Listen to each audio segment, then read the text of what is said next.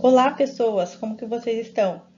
Estou enviando para vocês então esse vídeo, tá? Contendo um slide sobre o nosso assunto, teoria sobre a origem da vida. A gente tem trabalhado esse assunto desde o começo do ano já, e esse slide que eu estou enviando é um resumo, né? Um apanhado sobre todo o assunto. Vocês já fizeram uma atividade sobre teoria sobre a origem da vida, uma linha do tempo que vocês construíram, já postaram lá no Classroom. E agora esse slide é só para revisar, já que vocês têm então um questionário para responder no Google Formulário que eu enviei no Classroom. Então vocês, agora é hora de esclarecer dúvida, eu vou estar à disposição ali no Classroom também ou no WhatsApp. E vocês esclarecem o que precisar para poder fazer esse questionário, que vai valer nota para vocês, ok? Então vamos começar. Bem, eu coloquei então esse slide agora. É só uma forma de revisão, sabendo então que de acordo com a teoria biológica, né, que a ciência acredita, então o universo teria surgido através do Big Bang, aquela grande explosão que a gente já comentou em sala, a gente não aprofunda ainda, né? Então, assim, nosso foco é a origem da vida, então esse slide é só para demonstrar ali, né, conforme o tempo, desde a explosão ali para o surgimento do universo até o momento do surgimento dos seres vivos, né?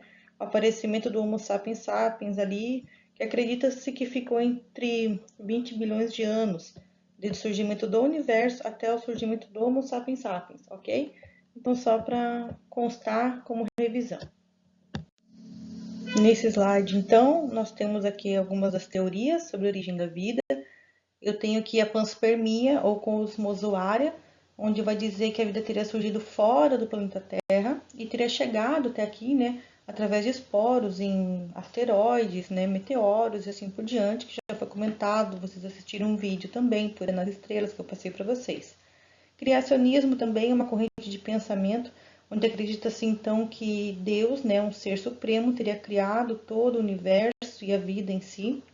Designer inteligente, que tem sido pesquisado bastante, e também vai dizer que um ser teria criado tudo isso, um arquiteto do universo, né? Mas não é misturado com religião, separado isso. E o último, a evolução química biológica, que é a teoria aceita hoje pela ciência de Oparin e Haldane, que a gente vai comentar um pouco mais para frente, mas seria essas aí as principais, né? A gente sabendo que existem teorias científicas, mitológicas, né, a religiosa. Então, basicamente, coloquei essas quatro aí para a gente relembrar. E a principal, que é a evolução química e biológica, ali por último, que a gente vai aprofundar, já que é o que a ciência, né, tem estudado hoje como sendo uma grande probabilidade de como a vida teria surgido na Terra, ok? A pergunta que indagou muita gente, né, há muitos e muitos anos atrás, sempre foi, né?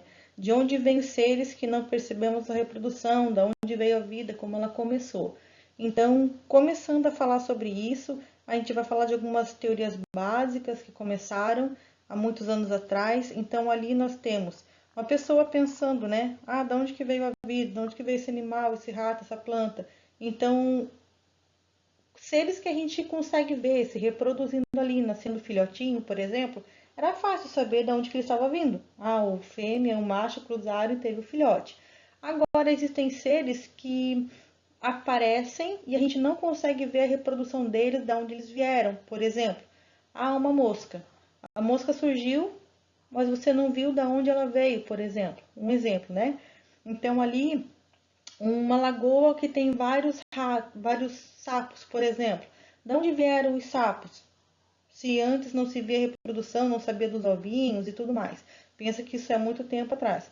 Então eles começaram a pensar, né, explicações plausíveis para o surgimento dessa vida que eles não conseguiam ver a reprodução. Então a gente vai começar no próximo slide, então, uma primeira explicação para esse fenômeno. Bem, para descontrair então, né, eu tenho aí essa imagem. Acredito que alguns já conseguem descobrir quem é, né, pela imagem ali que eu coloquei.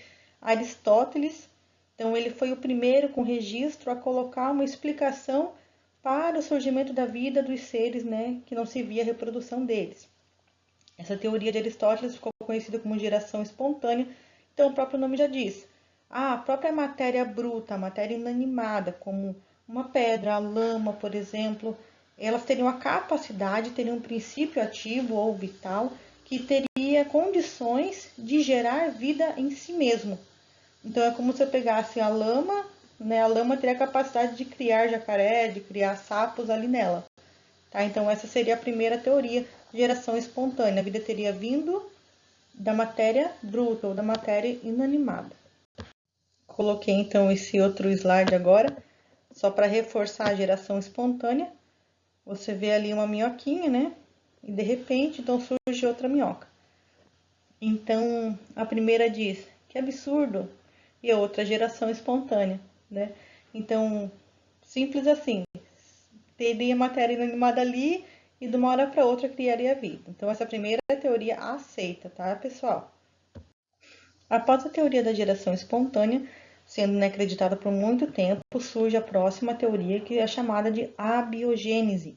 Na teoria da abiogênese, acreditava-se que a vida surge através da matéria orgânica. Então, vamos pensar, o que é a matéria orgânica? É tudo que teoricamente teria tido vida já um dia. Por exemplo, uma árvore tem folhas e as folhas caíram no chão. Então, as folhas ali que estão apodrecendo agora, né, estão se desfazendo, estão se decompondo, é uma matéria orgânica. Ela veio de um ser vivo. Ah, restos de comida, por exemplo. O alimento vem de onde? Já são grãos, são cereais, veio de plantas, veio de animal. Então, tudo que teria tido vida um dia, fez parte de um ser vivo, esse sim teria a capacidade, teria aquele princípio vital para gerar a vida. Então, não seria a lama, por exemplo, igual na geração espontânea. A lama seria uma matéria inanimada. Então, na geração espontânea, qualquer coisa poderia gerar vida. Na abiogênese, o próprio nome vai dizer, a significa não, como eu já comentei, bio significa vida e gênese significa origem, criação, princípio. Então, a vida surge a partir da matéria não viva, da matéria orgânica, tá? Então, depois da geração espontânea, aparece a abiogênese. Então, o pessoal, na época, foi acreditando então que a matéria orgânica conseguiria gerar vida em si mesma, tá? Coloquei o século ali no slide. Então, aqui aparece um defensor da teoria da abiogênese, Jean-Baptiste van Helmont. Então, ele vai dizer e tentar comprovar essa teoria da abiogênese.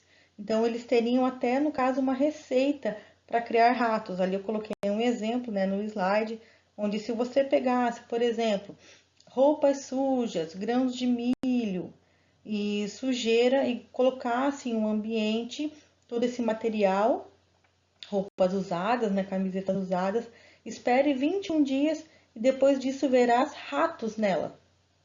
Então, isso seria uma receita que depois de 21 dias, juntando milho e roupas sujas, você veria ratos no local.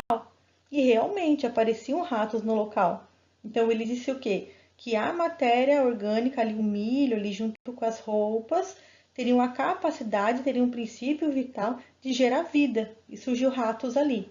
Né? Hoje a gente sabe, é claro, que na verdade não é aquilo que gerou vida, mas sim atraiu os ratos para lá, né? Então, a problemática que eu vou deixar para vocês agora é justamente o seguinte: como você, aluno, faria para desbancar essa receita que foi passada para a criação de ratos? O que você faria para dizer que Jean, né, estaria errado? Como que você faria isso? O que você mexeria nesse experimento para comprovar que o rato não surgiu através do milho e da roupa suja? Fica indagação para vocês e num outro momento a gente vai conversar sobre isso. Sem acreditar, então, na abiogênese, aparece um outro nome, Francesco Redi.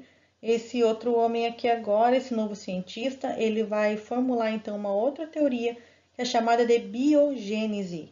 Então, bio agora é vida, gênese, né, princípio, criação, vai dizer, então, que a vida só surge a partir de outra vida pré-existente. Então, isso é o significado da teoria da biogênese. E o defensor dela foi Francesco Redi.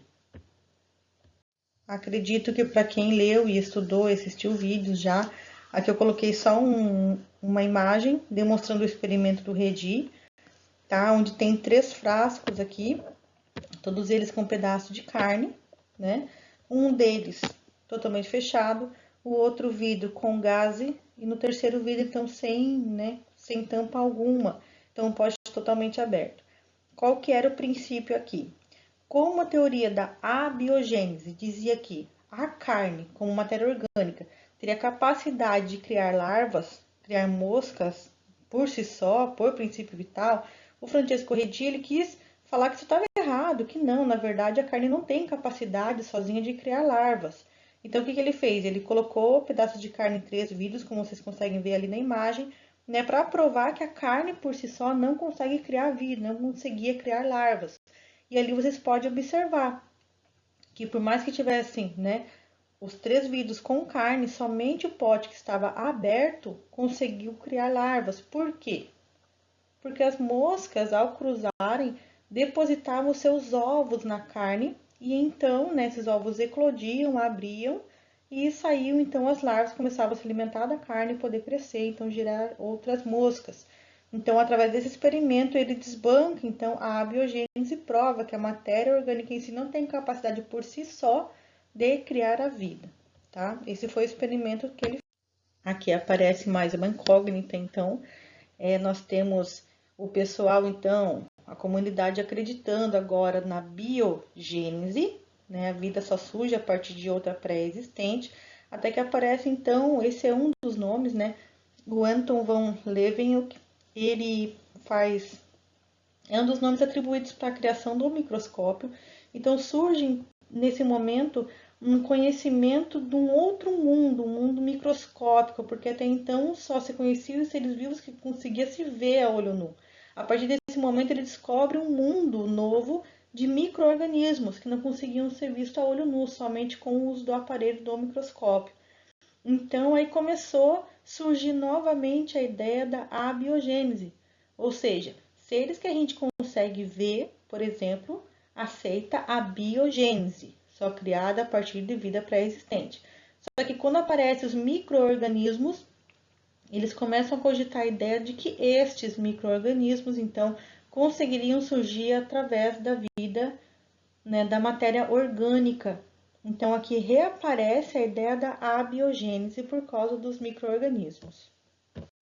Aqui, então, nós temos, né, um primeiro cientista para comprovar a abiogênese novamente em relação a micro-organismos. Aparece John Needham. Então, ele vai tentar comprovar a abiogênese da seguinte maneira. Então, ele faz um caldo nutritivo, né, um caldo com carne ali, e coloca, como vocês conseguem ver ali na imagem, bem simplificado, tá? Ele coloca, ele vai ferver esse caldo, certo? Para matar todo e qualquer micro-organismos, né? Através da temperatura alta. Então, ele pega esse vidro com o caldo, deixa esfriar, aberto, como vocês conseguem ver, e depois ele fecha. Depois de algum tempo, ele vai olhar esse caldo no microscópio e vai perceber que existem muitos micro-organismos nesse caldo. O que ele comprova com isso? Que realmente a sopa ali, o caldo, teria um princípio vital que teria surgido nela mesma micro-organismos.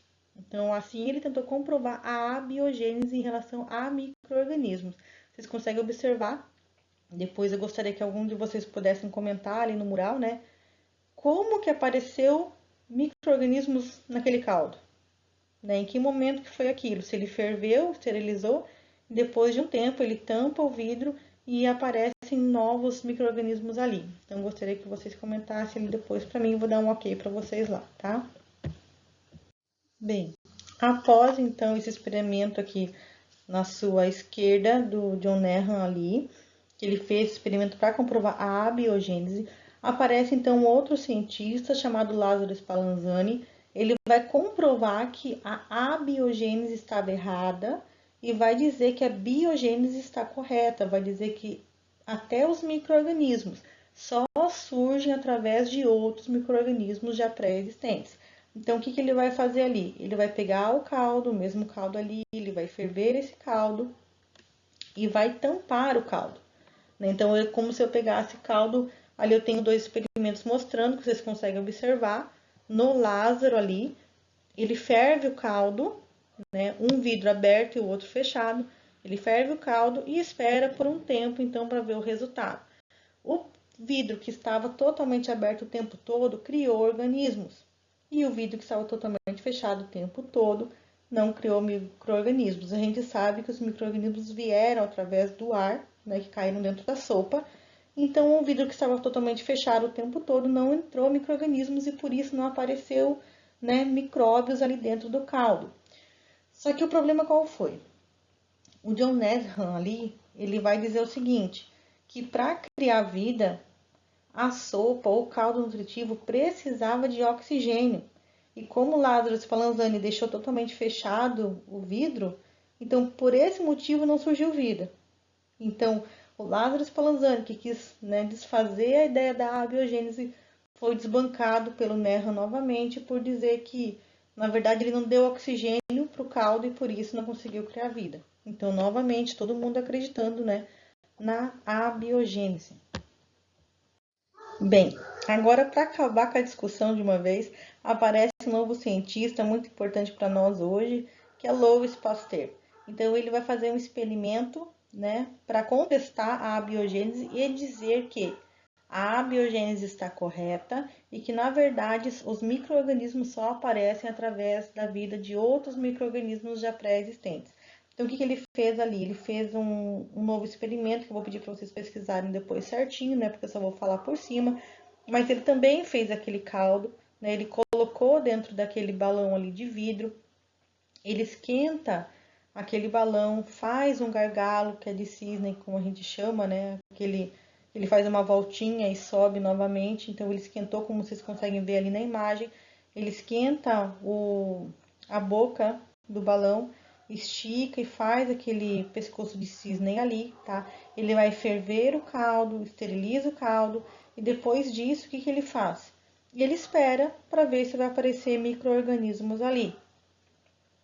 Qual que é a conclusão que chega?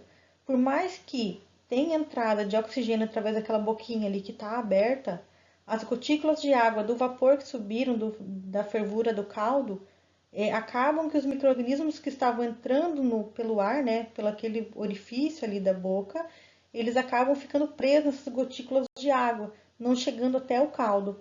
Então, quando ele vai olhar o caldo depois de um tempo, está limpo, não tem micro-organismo nenhum, comprovando que, por mais que tenha a presença de oxigênio, a sopa em si não tem um princípio vital para criar vida por si só. Né? Então, depois disso, ele quebra aquela boca ali em cima, como está na quinta imagem. Depois que ele quebra, espera um pouquinho, vai olhar o caldo de novo, daí tem micro-organismos, comprovando que estes vieram então do ar e não a sopa teria tido vida para criar eles. Então, aqui chegamos então agora à teoria que foi comprovada, né? Que é biogênese. A vida só surge a partir de outra vida, seja ela a olho nu, seja ela um micro-organismo. Né? Então, a biogênese está, coloquei até um bonequinho ali de festa, através do experimento de Louis Pasteur. Então, ele comprova, né, a biogênese. Lembrando que Louis Pasteur ele fez um procedimento que é usado até hoje, que chama pasteurização. Eu vou pedir para vocês darem uma lidinha sobre isso, mas não sei se vocês lembram, mas pasteurização tem a ver com leite pasteurizado. Só estou dando uma dica para vocês pensarem um pouquinho aí. Então, dei uma pesquisada para vocês terem no caderno de vocês, tá? Sobre pasteurização, ver o que é isso. Foi esse Louis Pasteur que criou esse procedimento, tá? De esterilização ali. Para dar continuidade, aqui eu coloquei, então, um grande resumo sobre os principais, né, experimentos, os principais cientistas que falam, falam sobre teorias da origem da vida. Nós temos ali a origem da vida, as teorias, a biogênese, quem defendia a biogênese, quem defendia a biogênese, quais experimentos foram feitos. Então, esse daí é como se fosse a linha do tempo que eu pedi para vocês na outra semana, que eu pedi para vocês construírem, seria mais ou menos isso, né? Só para vocês terem uma noção do que é, quem eram quais eram os experimentos, quais os cientistas, né? E a teoria que cada um criou, ok? Era isso daí. Então, essa imagem agora tem um resumo para vocês visualizarem melhor tudo que foi feito até o momento, tá? Como eu não canso, né? Agora eu lanço outra problemática para vocês. Até então, a gente está falando de criação da vida depois do primeiro ser vivo. Mas a pergunta agora que fica é, mas como surgiu a primeira vida? A gente está falando até agora de como surgem, né? Novos seres no planeta Terra. Mas e a primeira, como foi? Então agora a gente vai falar um pouquinho sobre isso, para a gente chegar nas outras teorias da origem da vida, né? Do primeiro ser vivo no planeta Terra. É nessa origem da vida do primeiro ser vivo que vai entrar aquelas citadas lá no começo do slide, tá? que é a panspermia, o criacionismo, a evolução química biológica. Então, a partir de agora, a gente vai começar a ver a teoria da evolução química biológica, que é essa daí que está nesse slide, criada por Oparin e Haldane. Então, os dois formularam a hipótese de como a vida teria surgido na Terra. Tá? Então, aqui eu coloquei uma imagem de como seria o planeta Terra no início dele. E daí a gente vai começar a ver o que esses dois falaram, qual que é a teoria que eles dizem, tá? Pessoas, então eu vou falar assim, ó, basicamente, tá? Só pra gente fazer esse resumo aí. Como é que funciona? Nós temos, então, o Oparin e o Haldane, eles fizeram essa teoria basicamente de forma independente, um não fez junto, não estavam sentados juntos fazendo, tá? Então, eles estavam fazendo de forma independente, com algumas diferençazinhas, mas basicamente os dois fizeram a mesma teoria. Aí ficou conhecida como teoria de Oparin e Haldane. Então, vamos relembrar. Nós temos, então, uma condição de terra primitiva, com gases diferentes na atmosfera, a temperatura da Terra era outra, os raios que tinham na época, toda a eletricidade que continha, gases diferentes, temperatura, terremotos, vulcões e assim por diante, tudo que a gente discutiu em sala, que vocês apresentaram nos seminários. Então, agora aparece aí na imagem, tá, um passo a passo de como teria surgido. Lembrando que naquela época tinha um mínimo de oxigênio. Alguns vão dizer que não existia oxigênio, outros vão dizer que existia, né, 0,1% de oxigênio no planeta Terra. Então, ali vocês conseguem ver na imagem o seguinte, que a Terra primitiva, nos oceanos, tá, nos oceanos primitivos, começou a ocorrer, através daquelas condições da Terra, começaram a fazer aglomerações, tá, de aminoácidos, aglomeração formando proteínas, tá? Então, essas proteínas aglomeradas, então, começou a se criar uma camada de água em volta dessas aglomerações proteicas, formando uma unidade que ficou conhecida, né? Que eles deram o nome de coacervado. O coacervado, então, seria proteínas aglomeradas em volta por moléculas de água. Então, essa não é uma célula, ainda não é um primeiro ser vivo ainda, mas acredita-se que essa estrutura teria dado origem à primeira célula, teria dado origem ao primeiro ser vivo, tá certo, gente? Então, aqui na imagem, vão acompanhando ali a aglomeração da água que acontece para poder formar, né, os primeiros seres, as aglomerações, os coacervados e depois as células, né, os seres vivos unicelulares. Essa teoria de Oparin-Haldane ficou conhecida como sopa primitiva, tá? Ou sopa primordial.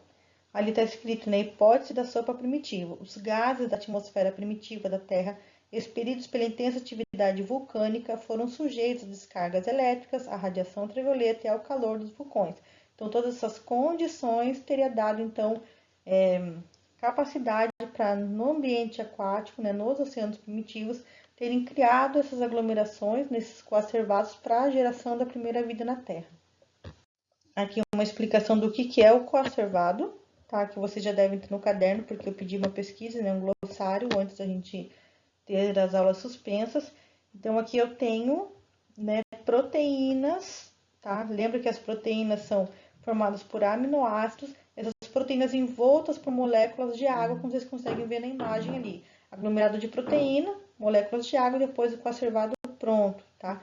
E na imagem ao lado direito de vocês também, então eu tenho ali proteínas envolta por uma membrana, né, formada por moléculas de água.